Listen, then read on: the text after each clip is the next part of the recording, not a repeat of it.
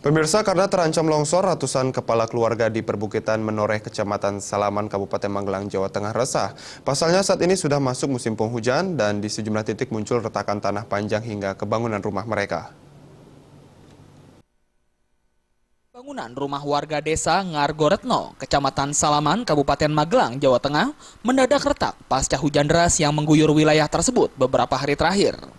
Retakan yang diperkirakan dari pergerakan tanah itu seakan menjalar lurus dengan lebar antara 5 hingga 10 cm.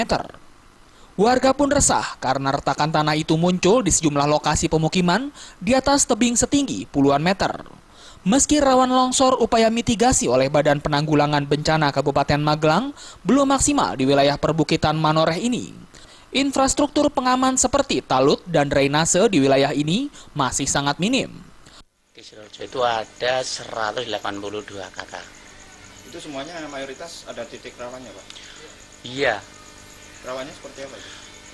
ya ini di musim penghujan ini banyak tanah yang retak-retak, tebing yang mau longsor. 150 lebih kepala keluarga di Ngargoretno berharap segera dibangun talut pengaman longsor di pemukiman mereka. Karena dikhawatirkan jika tidak segera diatasi, hujan deras akan memicu tanah longsor yang mengancam keselamatan warga. Dari Magelang, Jawa Tengah, Yuki Pramudia melaporkan.